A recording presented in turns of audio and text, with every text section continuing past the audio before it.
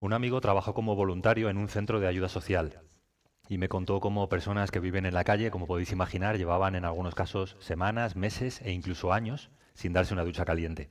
Entonces, ellos, además de darles de comer, les tenían instalaciones para que se pudiesen bañar o duchar y quedarse limpios, ¿no? Verse limpios después de tanto tiempo. Y como podéis imaginar, después de lavarse les ofrecían también ropa nueva y limpia. Y claro, en algunos casos algunos de ellos, recién bañados, preferían seguir usando su ropa vieja, ¿no? Maloliente, sus harapos, antes que ponerse ropa nueva, ¿no? Pero la gran mayoría se alegraba, porque lo natural es que en un cuerpo limpio vaya ropa limpia, ¿no? Y así es con los cristianos. Los cristianos hemos sido lavados por la fe en la sangre de Cristo, hemos sido lavados espiritualmente y el Señor ha puesto a nuestra disposición ropa nueva, ropa que hemos de vestirnos en ese cuerpo o en ese alma más bien limpia, ¿no? Y se espera de nosotros que hagamos uso de esa ropa limpia, desechando lo viejo y abandonándolo para siempre, ¿no? Nuestros viejos harapos. Dice la palabra del Señor en Efesios capítulo 4, que hoy vamos a concluir, no vamos a concluir hoy todavía, hoy vamos a ver una parte solo. Efesios 4, versículos 20 o 21 a 23. A 24, perdón, estoy haciendo 21 a 24. Dice, si en verdad le habéis oído y habéis sido por él enseñados conforme a la verdad que está en Jesús. Esto lo vimos la semana pasada. En cuanto a la pasada manera de vivir, despojaos del viejo hombre que está viciado conforme a los deseos engañosos, y renovaos en el espíritu de vuestra mente, y vestíos del nuevo hombre, creado según Dios, en la justicia y santidad de la verdad. Y a continuación, en los versículos 25 hasta el final, y también en el capítulo 5, nos enseñará de manera práctica cómo nos podemos despojar de lo viejo y revestirnos de lo nuevo. Pero hoy nos vamos a concentrar en esta parte, en esta porción que cuenta un poco la mecánica, ¿no? El proceso, cómo esto se lleva a cabo en nosotros. Entonces, a la pregunta, ¿por qué hemos de vestirnos con ropa nueva? ¿Por qué hemos de dejar lo viejo y vestirnos con ropa nueva? Pues si nos fijamos, a lo largo de la carta ha habido una respuesta que está en el propio Dios Trino, ¿no? En primer lugar, en el capítulo 4, versículo 17, nos decía el apóstol, esto pues digo y requiero en el Señor. Y tenemos que recordar que el Señor Jesucristo, además de ser nuestro Salvador, es nuestro Señor. Entonces, ¿esto qué implica? Que así como antes seguíamos nuestros propios deseos, mirad el capítulo 2, versículo 3, en otro tiempo todos nosotros vivíamos en los deseos de nuestra carne, haciendo la voluntad de la carne y de los pensamientos. ¿Qué ha cambiado? Que ahora Jesucristo es el Señor de nuestra vida y no vivimos para satisfacer nuestros deseos, sino para hacer su voluntad, para satisfacerlo a Él. Al principio de la carta, en el capítulo 1, en el versículo 4, leíamos que Dios Padre, podemos decir, nos escogió en Él, en Cristo, antes de la fundación del mundo, para que fuésemos santos y sin mancha. Entonces, ¿por qué hemos de vestirnos con ropa nueva? Porque esta es la voluntad de Dios desde antes de crear el mundo, que nosotros fuésemos santos y sin mancha. Y tenemos después en el capítulo 1, versículo 13, que en el momento de creer en Jesucristo fuimos sellados con el Espíritu Santo. Y hay una pregunta que es evidente, ¿verdad? Si el Espíritu Santo ha venido a morar en nosotros y está en nosotros hasta el día de la redención, ¿va a esperar hasta el día de la redención para empezar a implementar en nosotros un deseo por vivir una vida santa? No, va a empezar en el mismo momento en que hace morada, ¿verdad? Va a empezar a impulsarnos, a promover en nosotros toda santidad, ¿no? Y todo impulso a una vida santa. Y esto es algo importante, ¿verdad? Porque nos damos cuenta entonces de que la razón para vestirnos de este nuevo hombre está en el Dios Trino. Está en Dios el Padre, que así lo deseó antes de la fundación del mundo. Está en el Espíritu Santo, que está promoviendo esa vida. Y dice después Pablo, y esto es muy interesante, que cuando en algún momento resistimos esa obra, versículo 30 del capítulo 4, lo que estamos haciendo es contristar al Espíritu Santo que mora en nosotros. Y esto es algo muy interesante que ya veremos. Y dice también en el capítulo 5, versículo 18, que la clave, la verdadera clave de esta nueva vida, está en la influencia que el Espíritu Santo tenga en nosotros, en entregarnos por completo al gobierno y al control del Espíritu Santo. Así como quizás antes algunos nos entregábamos al control del alcohol, ¿verdad? Nos entregábamos al vino y el vino ejercía su influencia en nosotros, así ahora debemos entregarnos al Espíritu Santo para que ejerza su influencia. Entonces, como digo, estas son las razones que el apóstol está dándonos a lo largo de la carta para que seamos animados a vivir una vida nueva, a vestirnos con nuevas vestiduras, con ropa nueva. Ahora, es importante también que aparte de ser la voluntad del Dios Trino, que seamos santos, y esto es de lo que vamos a hablar hoy, ¿no? De santificación, es algo también que responde a una obra de Dios en nosotros que debe movernos no solo no por obligación, es la palabra que estaba buscando, no por obligación o por temor, sino por el amor de Dios, ¿no? Por el amor que Dios nos ha mostrado, por el deseo de corresponder con amor y con gratitud al que se ha entregado por nosotros hasta la muerte, ¿no? Esta es, creo, el motor de la santificación y debe ser así. Por tanto, de lo que vamos a hablar hoy, en este breve texto, son 3 versículos, y en estos imperativos que se nos presentan, desvestíos, renovaos, desvestíos o despojaos, ¿no? Renovaos y vestíos. Vamos a hablar de estas 3 cosas como parte de lo que corresponde al presente de nuestra salvación, a nuestra santificación. ¿Os acordáis que este domingo pasado Pepe Moreno nos hablaba de cómo la salvación tiene 3 aspectos, ¿no? 3 tiempos. Ponía esa anécdota de Westcott, creo recordar, ¿no? Que un joven le preguntaba, ¿es usted salvo? ¿Sabe si es usted salvo? Y él decía, ¿a qué se refiere, joven? ¿A si he sido salvado de mis pecados cuando creí en el pasado? ¿Si he sido justificado? ¿A si estoy siendo salvado de mis pecados en el tiempo presente por la obra del Espíritu Santo? ¿O a si voy a ser salvado en el futuro? Y nos hablaba de esas 3 P's, ¿os acordáis? Esas 3 P's que decía. Él decía, yo no recuerdo bien, la pena del pecado. En el pasado hemos sido librados de la pena del pecado, en el presente del poder del pecado y en el futuro de la presencia del pecado. ¿Vale? Entonces la salvación tiene estos 3 aspectos. Y hoy nos vamos a concentrar en el aspecto presente, en el que tiene que ver con nuestra santificación.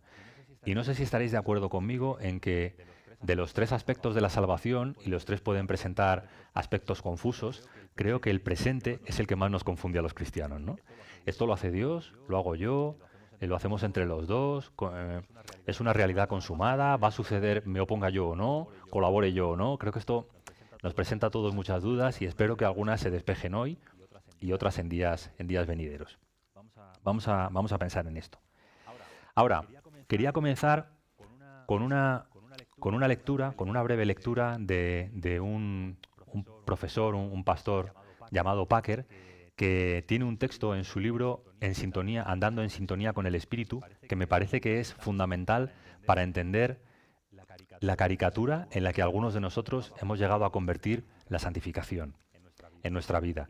Y lo hago no tanto como un reproche ni con una actitud cínica, sino porque me veo reflejado y para poner en primer lugar delante de nosotros lo que no es la santificación.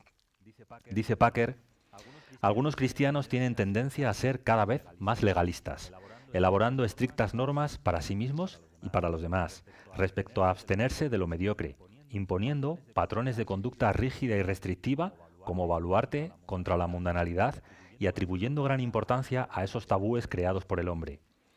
Se vuelven farisaicos, más preocupados por evitar lo que contamina y adherirse a un principio sin transigencia alguna que por practicar el amor de Cristo. Se convierten en unos escrupulosos y razonablemente temerosos de la contaminación donde no existe amenaza y con la obstinada falta de disposición a ser tranquilizados. Pierden el gozo de tanto como se preocupan con pensamientos sobre lo desalentador e incesante de la batalla. Se vuelven morbosos, siempre introspectivos, e insistiendo en la podredumbre de sus corazones, de un modo que solo engendra tristeza y apatía. Se transforman en unos pesimistas en cuanto a la posibilidad de progreso moral, del suyo y del de los demás. Se decantan por unas expectativas más bajas en la liberación del pecado, como si lo mejor que pudieran esperar fuera que algo les impidiera ir a peor. Estas actitudes son, sin embargo, neurosis espirituales que distorsionan, desfiguran, reducen, y por lo tanto lo que hacen en realidad es deshonrar la obra santificadora del Espíritu de Dios en nuestras vidas. No sé si te puedes sentir identificado con esta descripción de lo que es la búsqueda de la santidad, de nuestra santificación. Yo, desgraciadamente, me siento identificado. Esto ha sido mi realidad en el pasado. Y he querido comenzar con ello para poner una base, ¿no? Siempre me gusta poner una base.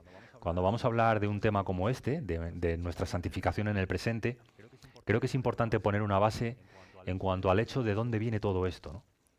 Ya hemos dicho que viene del Dios Trino, pero creo que hay que ver algunas cosas más. Fijaos en esta frase. El texto me parece imperdible, ¿no? Todo lo que he leído, pero fijaos en esta frase. Más preocupados por adherirse a un principio sin transigencia alguna que por practicar el amor de Cristo. ¿Qué quiero deciros? ¿No fue este el constante problema del Señor Jesús con los fariseos? ¿No fue esta la continua batalla en la que Él se vio inmerso con estas personas que pensaban que la santidad era mantenerse alejado de todo lo que les podía contaminar, haciendo y poniendo toda su atención en hasta las normas más pequeñas y volviéndose inflexibles en cuanto a sí mismos y a los demás? ¿No fue el Señor Jesús quien les dijo, id y aprended lo que significa misericordia quiero y no sacrificio? ¿Cómo somos capaces los seres humanos de tomar un asunto tan maravilloso, tan elevado, como el de tomar las nuevas vestiduras que Dios tiene para nosotros, como el de cooperar con esa obra santificadora que Dios quiere llevar a cabo en nosotros, y convertirlo en una lista de obras humanas carnales que lo único que hacen es enajenarnos del prójimo y enorgullecernos a nosotros mismos, ¿no? Por eso quería empezar con esta reflexión. Que nos vistamos con nueva ropa es la voluntad del Dios Trino, pero es también la consecuencia del amor con que Dios nos ha amado en Cristo. Dios nos ha amado en Cristo y por causa de ese amor nosotros queremos corresponder en amor. El Señor Jesús dijo, si me amáis, guardad mis mandamientos. Es la idea de que nosotros queremos ofrecer a Dios nuestras vidas en sacrificio vivo, santo y agradable a Él. ¿Por qué? Porque Él se ha ofrecido en sacrificio por nosotros hasta la muerte. Y si perdemos de vista que la obra de santificación que Dios lleva a cabo en nosotros y en la cual cooperamos es el mayor de los gozos, y es un privilegio, y es una respuesta de amor al amor recibido, empezamos mal desde el principio. Y la santificación se convierte en un pesado yugo en el que lo que estamos intentando en realidad es autojustificarnos, y no por la fe en el Evangelio, como nos recordaba Pepe el domingo, sino por las obras de la carne. Hubo algo de lo que dijo, a los que estén escuchando la transmisión desde sus casas y no hayan escuchado la predicación del domingo, se lo recomiendo mucho, ¿no? Dijo que el Evangelio es la esencia no solamente de la justificación en el pasado, sino de la santificación en el presente. El Evangelio es por fe y para fe, es decir, lo que se requiere de nosotros para que la obra de Dios continúe es que sigamos creyendo, que Dios nos ama y que sigue obrando en nosotros cada día por su Espíritu y que lo va a seguir haciendo hasta el día en que el pecado sea erradicado por completo de nuestras vidas. Como digo, considero que este es el fundamento, sin el cual es imposible entender nada acerca de la santificación. Y sin esta base clara y firme, lo que vamos a tener como resultado es lo que muchos de nosotros hemos tenido en el pasado, ¿no? Un legalismo muy semejante al de los fariseos y sin nada que ver con lo que es la verdadera santificación. Ahora sí, nuestro texto tiene un bosquejo muy sencillo, ¿verdad? Ya lo he dicho, son estos imperativos. Despojaos, renovaos y vestíos. Y vamos a empezar con esta primera instrucción o esta primera orden, ¿no? Si lo quieres llamar así, despojaos. Y os pregunto, ¿este despojarse lo debemos entender como un hecho consumado o como un proceso constante? ¿Qué pensáis? Vaya, muy bien. Todos estáis de acuerdo en que un proceso constante. Quizá porque el texto así lo está dando a entender, ¿no? Dice claramente, en cuanto a la pasada manera de vivir, despojaos. Y es una instrucción, un imperativo en tiempo presente, ¿no? Pero os he dicho alguna vez que Colosenses es una epístola paralela a Efesios. Pues acompañadme al capítulo 3 de Colosenses para ver cómo expresa Pablo esta misma instrucción. Colosenses, capítulo 3, vamos a leer los versículos 9 y 10. Dice, no mintáis los unos a los otros, habiéndoos despojado del viejo hombre con sus hechos. ¿Notáis el cambio en el tiempo verbal? Ya no es un imperativo en el tiempo presente, sino algo que ya ha sucedido. Habiéndoos despojado del viejo hombre con sus hechos y revestido del nuevo.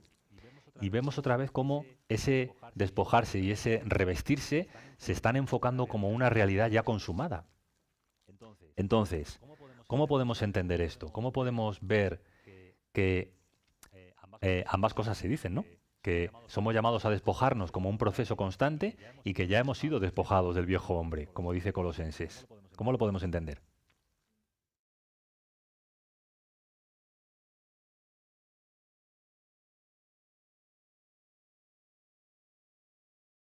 Efectivamente, está mostrando diferentes aspectos de la salvación, como decíamos antes, ¿no?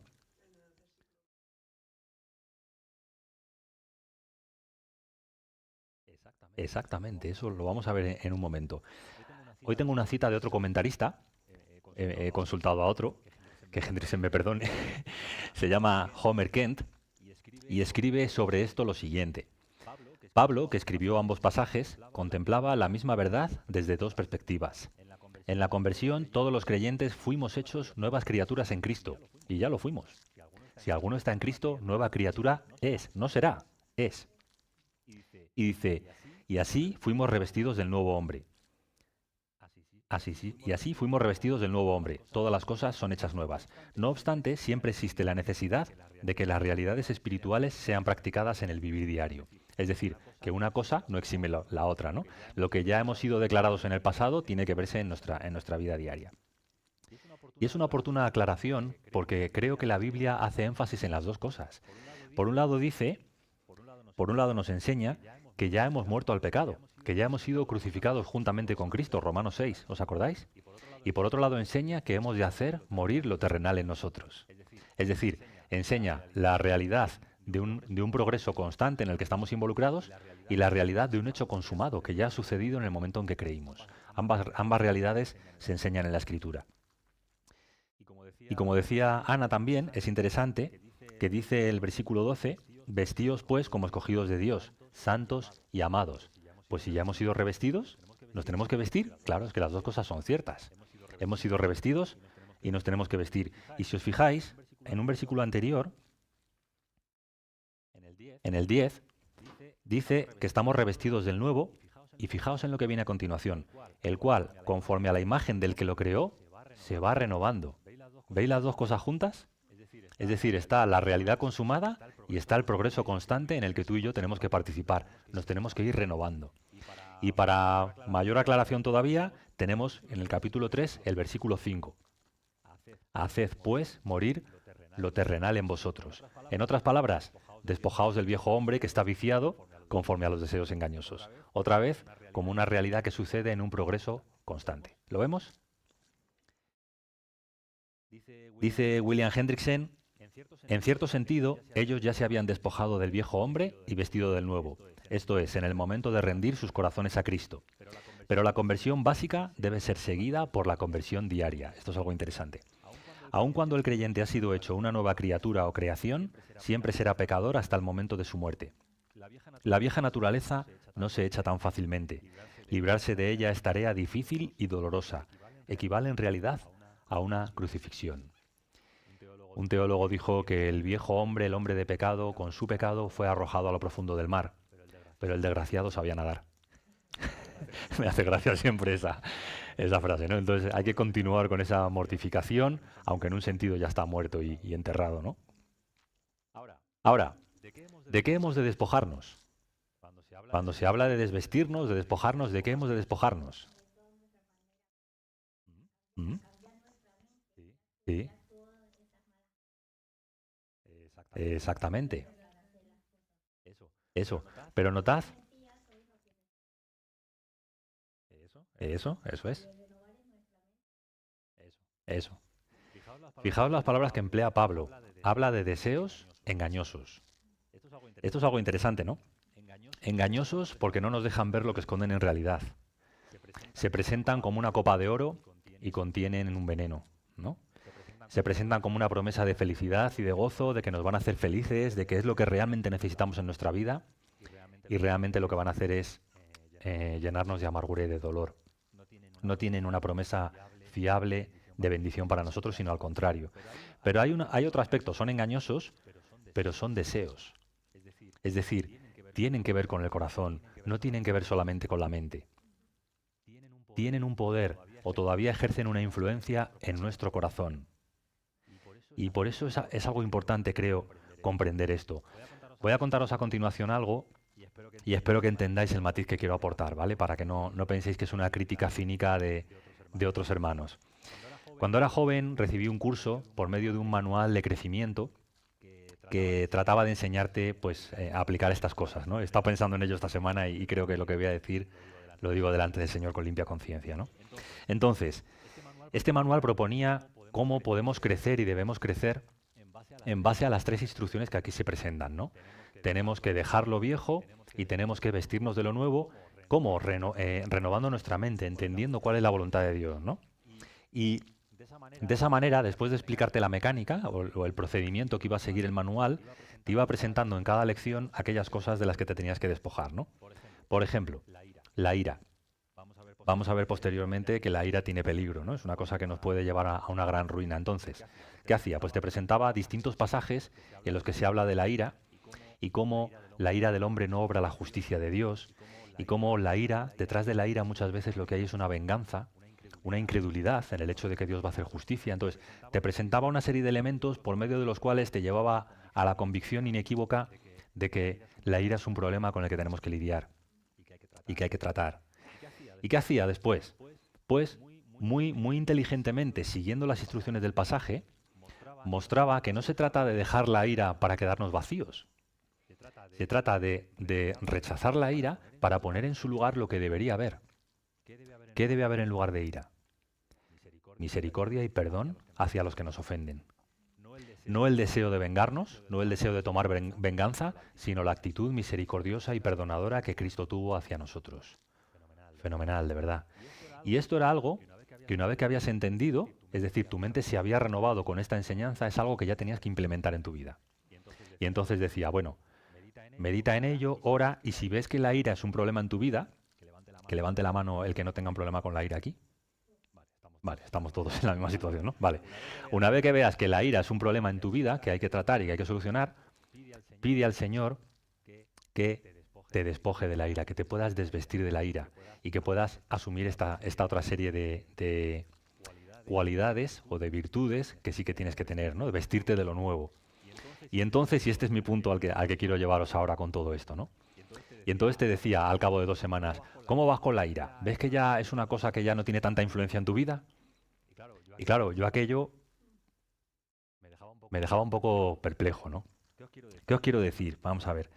Quiero en primer lugar apreciar la verdad bíblica que había en este manual y en otros manuales que he visto, ¿no? Quiero apreciar la verdad bíblica porque realmente lo que estaban proponiendo es lo que dice aquí. Es que tenemos que tomarnos en serio, que tenemos una participación en nuestro proceso de santificación. Entonces, quiero en primer lugar apreciar eso.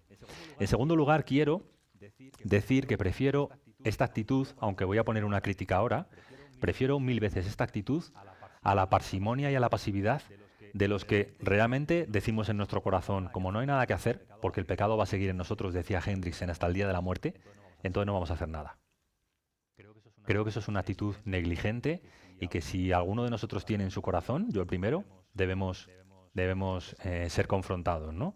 Porque somos llamados en imperativo a dar una serie de pasos. ¿Cuál es el problema que yo tenía con este manual? Pues era un poco la visión mecánica y simplista de lo que los deseos engañosos del viejo hombre y sus vicios, del poder que esos deseos y esos vicios ejercen en nosotros. ¿Qué quiero decir? Que realmente esto es mucho más que una serie de pasos para verte libre de un problema. Esto es una constante que se debe dar en nuestra vida todos los días. Es decir, por medio de esa renovación y por medio de ese ruego a Dios, tenemos que vivir bajo su influencia para ser libre de estas cosas todos los días. Esto no es algo que desaparece en 4 semanas. Voy a intentar utilizar otras palabras, ¿no? Una visión simplista del problema, y creo que en un sentido algo de esto es lo que yo encuentro aquí como crítica, te lleva a una expectativa equivocada. Esto es algo que se soluciona fácilmente y te lleva a una frustración segura. Entonces, ¿qué pero le pondría yo? En cuanto a la mecánica que te presenta o lo que debemos hacer, ninguno. En cuanto a los resultados, el hecho de que a esto somos llamados durante todos los días de nuestra vida, porque el viejo hombre, el hombre de pecado, sus vicios, sus deseos engañosos, van a estar en nosotros hasta el último día de nuestra vida. Claro, yo pensaba, pues sí, yo he detectado que hay ira en mi vida, pero en la lección siguiente y en la siguiente y en la siguiente y en la siguiente, hasta que se acabó el manual, seguía habiendo ira y todavía hoy sigue habiendo ira y todavía esa ira se manifiesta cuando menos me lo espero. Algunas personas o algunos momentos de nuestra vida pensamos, bueno, esto ya es un problema superado. Quizás la explicación es que no se han dado las circunstancias para que ese problema aflore, ¿no? Pero si viene alguien hacia ti con malas intenciones y tú tienes una espada en la mano, quizá le cortes la oreja, ¿no? Entonces, es el planteamiento que os quiero presentar, ¿no? El problema con el que tenemos que luchar, o la batalla que somos llamados a librar, es mucho más profunda, mucho más intensa que una serie de pasos que aseguran un resultado milagroso. Hay veces que me encuentro esto en otros materiales, ¿no? En otros libros, que creo que realmente no están entendiendo las raíces del problema en la profundidad que tienen, ¿no? Por otro lado, aprecio y aplaudo el hecho de que todos nosotros seamos llamados no a conformarnos con nuestros harapos, no a conformarnos con esa vieja vida y con las reacciones que antes teníamos en nuestra vieja vida, sino a presentar batalla y a tratar de responder en el espíritu a aquellas cosas a las que antes respondíamos en la carne, ¿no? Es una aclaración. Y por supuesto soy bastante escéptico de los que aseguran que han derrotado ciertos pecados en su vida. ¿Os acordáis que es una anécdota muy conocida de Charles Spurgeon, el predicador de Londres, cómo alguien vino a verlo diciendo que había logrado derrotar al pecado en su vida, ¿no? Que había llegado a ese nivel de perfección de las doctrinas derivadas del metodismo que vienen a enseñar que el cristiano puede liberarse del pecado en esta vida. Y yo no sé si esto es verdad o no, entiendo que sí, pero nuestro hermano Spurgeon le dio un pisotón tremendo en el juanete, ¿no? A lo que el otro maldijo con un grito terrible, ¿no? Y dijo, me parece que el pecado todavía está ahí, hermano. Entonces, no me gusta mucho esta ilustración en el sentido de que no me parece un método muy cristiano, pero sí que ilustra bien el punto al que os quiero llevar, ¿no? Pobre de aquel que piense, ¿sí? Sí, era manso hasta que dejaba de serlo, ¿no? Sí, es así, es así. Y esto de verdad os lo digo, hermanos, no es para desanimarnos. Al contrario, es para que cobremos conciencia de lo que la verdadera batalla, de a lo que se nos está llamando aquí, ¿no? Se nos está llamando a una batalla que va a durar toda la vida. Es cierto también, y quiero decirlo en un sentido positivo, que un labrador tiene que arrancar malas hierbas toda su vida. Pero también es cierto que a medida que arranca más y más malas hierbas, las malas hierbas brotan menos, ¿no? Salen menos malas hierbas, sobre todo si las arranca de raíz, ¿no? Pero siempre, siempre. Los que tenéis contacto con el campo y sois aficionados a la agricultura, no están aquí hoy Ángel y Ana, pero le mandamos un saludo a Plymouth. ¿Plymouth se dice? Sí, Plymouth. Pues ellos saben muy bien que para cultivar buenas cosas hay que trabajar duro, ¿eh? Hay que preparar la tierra, hay que poner las semillas correctas, hay que regar, hay que podar, pero para que crezcan malas hierbas, ¿qué tienes que hacer? Crecen de por sí, ¿no? De suyo, salen. Pues esta es la realidad en nuestra vida, ¿no? Ahora, vamos avanzando y dice la siguiente instrucción, vestíos del nuevo hombre, el nuevo hombre que es obra de Dios. Él nos hizo nuevos en Cristo, es la obra de Dios en nosotros, no olvidemos esto. Nosotros somos colaboradores, somos participantes de la obra que Dios ha llevado a cabo en nosotros. ¿Y cómo? Somos llamados a vestirnos de acuerdo a la obra que Él ha comenzado en nosotros. Y este es un asunto muy importante porque al hablar de santificación, como estamos haciendo hoy, algunos enfatizan tanto lo negativo que se olvidan de lo positivo. ¿Os acordáis de la cita de Packer? Es decir, ¿qué es santo? Es despojarse de esto, de esto, de esto, de esto, pero eso es solo la mitad de lo que es ser santo. La otra mitad es revestirse de lo que sí debe ser un hombre creado según Dios en Cristo. Ponía Hendricks en la ilustración de una tijera que tiene dos hojas, ¿verdad? ¿De qué sirve una tijera con una sola hoja? Hombre, puedes hacer algo, pero no es el propósito ni el uso correcto que se le puede dar a una tijera, ¿no? De la misma manera, la verdadera obra de santificación que tiene lugar en el creyente consiste por igual en despojarse de una serie de cosas, pero para adquirir otras, para vestirnos de otras. Y es interesante que notemos que todas esas cosas que tenemos que adquirir se traducen en una relación diferente con el prójimo, una relación de amor. Mirad, en los versículos siguientes va a decir que desechando la mentira, hablemos la verdad con el prójimo. Va a decir después que el que hurtaba no hurte más, que trabaje para que pueda compartir con el prójimo. Va a decir que ninguna palabra corrompida salga de nuestra boca, sino la que sea de edificación para el prójimo. ¿Lo veis?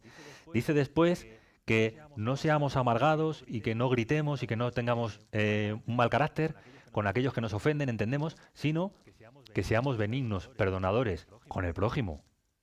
¿Nos damos cuenta? Entonces, la santidad, la obra de santificación que Dios quiere ver en nosotros, no es la de personas que se abstienen de hacer ciertas cosas, sino la de personas que se abstienen de hacer ciertas cosas, pero que crecen en su amor por el prójimo.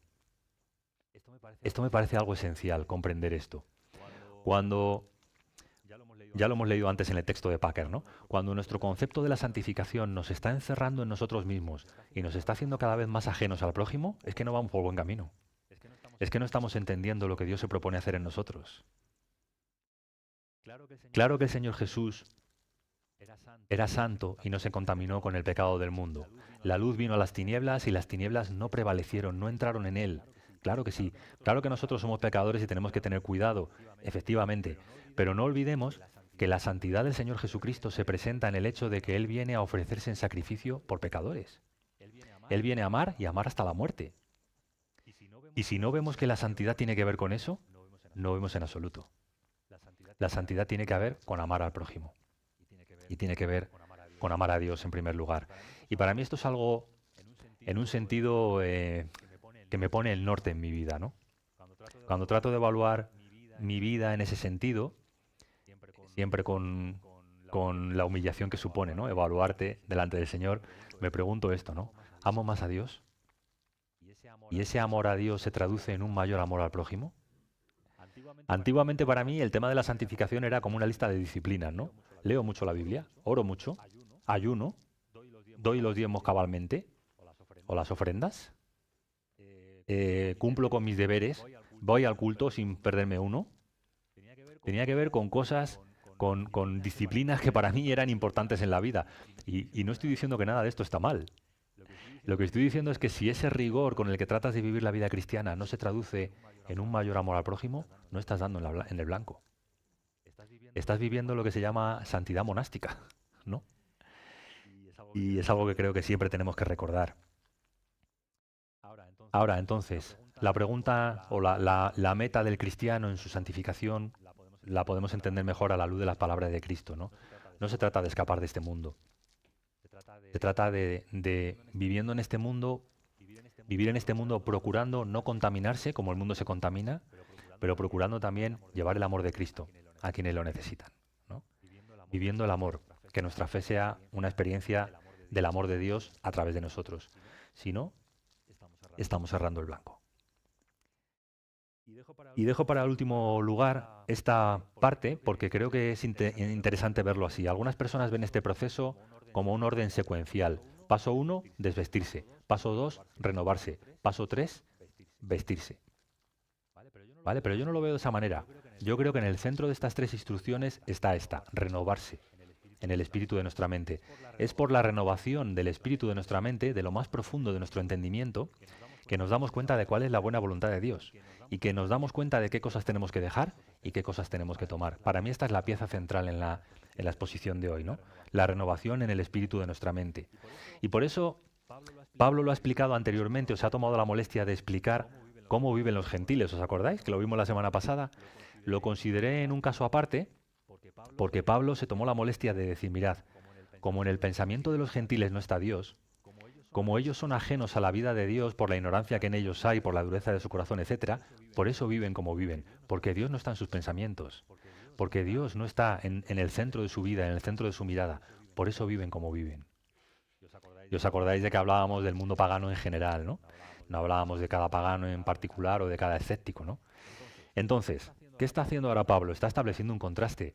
Si en la renovación de vuestra mente os dais cuenta de dónde está Cristo, que Cristo es el Señor, que Él está en el trono de vuestra vida, que Él os lo ha dado todo por amor y que por amor os debéis a Él, vuestra vida automáticamente va a ser diferente.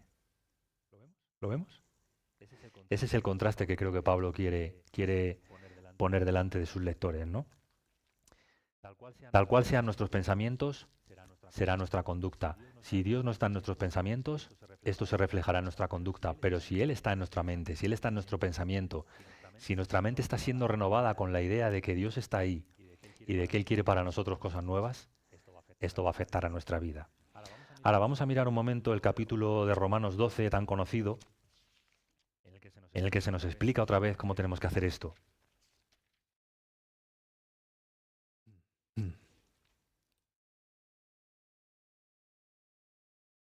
Y quiero empezar con el versículo 1 del capítulo 12, donde leemos: Así que, hermanos, os ruego por las misericordias de Dios que presentéis vuestros cuerpos en sacrificio vivo, santo, agradable a Dios, que es vuestro culto racional.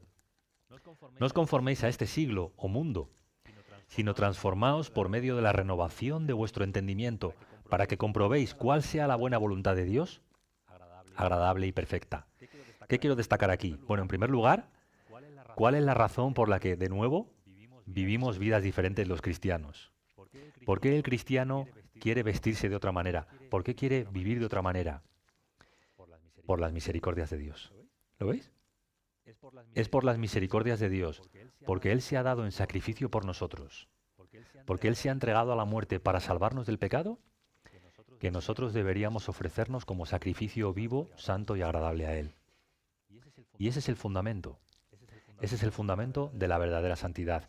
Y si eso no está en el fundamento, nuestra obra por la santificación es un acto de autojustificación. Es una obra de la carne y está condenada al fracaso.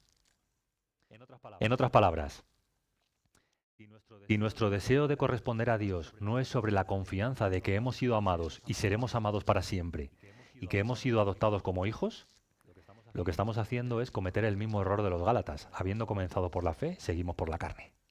¿Entendemos esto? Eso es fundamental. Entonces es por las misericordias de Dios. ¿Y qué pasa? Que nos queremos ofrecer a Él. Queremos vivir para Él. Queremos hacer lo que le agrada a Él. Queremos que nuestra vida sea una ofrenda para Él. Esto quiere todo verdadero cristiano. ¿Y qué es lo esencial para poder vivir de esa manera? Que no nos conformemos al pensamiento que antes teníamos. Dice, no os conforméis a este siglo. No os conforméis a la clase de vida que llevabais. No os conforméis a lo que era vuestra existencia antes, a las cosas viejas. Esas cosas han pasado. Dice, renovaos, transformaos por medio de la renovación de vuestro entendimiento. Y esto es a lo que se nos llama, ¿no? Tenemos que comprender qué es lo que Dios quiere en nosotros. ¿Y qué quiere Dios en nosotros? Colosenses capítulo 3, ya lo hemos leído antes y vamos a terminar con ello. Colosenses capítulo 3.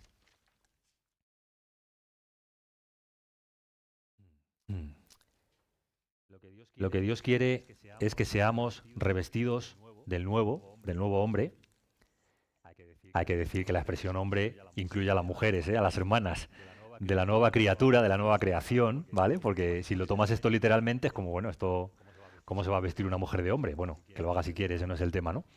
Que seamos vestidos del nuevo hombre. Y mira, dice, el cual conforme a la imagen del que lo creó, se va renovando hasta el conocimiento pleno. ¿Qué quiere Dios en nosotros? ¿Cuál es la buena voluntad de Dios para nosotros? Quiere vestirnos de Cristo. Quiere que nuestras vestiduras sean las de su Hijo Jesucristo. Quiere que el carácter de Cristo sea tu carácter y el mío. Y lo que sucede detrás de este deseo es lo contrario a lo que pasa con el viejo hombre y sus deseos engañosos. Los deseos engañosos nos prometen felicidad y nos llevan a la muerte. El deseo de Dios es en la justicia y santidad de la verdad. Es la vida verdadera. A lo que Dios nos está llamando es a la vida verdadera. Y esto es lo que Él quiere hacer en nosotros. Por tanto, así como la motivación para participar con Dios en esa obra de santificación que tiene lugar en el presente es su misericordia, la otra motivación, podemos decir así, es que Dios espera de nosotros nada más y nada menos que conformarnos a la imagen de Cristo. Claro, ahí viene la gran pregunta. ¿Es para nosotros un deseo ardiente y vivo ser vestidos como Cristo? Es decir, que la imagen de Cristo sea formada en nosotros. Pues depende de la idea que tengamos de quién es Cristo, ¿no? Y de cuán bello es su carácter y cuán espléndida es su vestidura moral. Por eso creo que al final, una de las metas y uno de los propósitos que siempre tenemos que buscar al presentar la palabra de Dios es presentar ante nuestros ojos la belleza de Cristo. Es que podamos comprender que para nosotros no hay expectativa más alta, no hay gloria más sublime y más preciosa que poder parecernos a aquel que es precioso, a Cristo Jesús. Y es lo que el apóstol Pablo está proponiendo delante de los efesios y delante de nosotros. Y espero también, como dije la semana pasada, que este pasaje nos anime. Las semanas siguientes veremos más ejemplos. No penséis que solo hasta el final del capítulo 4. El capítulo 5 va a continuar hablando de este tema, ¿no? De cómo debemos comportarnos como cristianos, cómo debemos vestirnos, como esposos, como padres, como jefes, como esclavos, etcétera, etcétera, ¿no? Pues que el Señor abra nuestro entendimiento a la belleza que hay en su Hijo Jesucristo y que nuestro corazón arda de deseo por ser como Él. Porque si no admiramos esas vestiduras, no vamos a buscar con ansia el ser vestidos con la ropa que Dios tiene preparada para nosotros. Que el Señor nos ayude.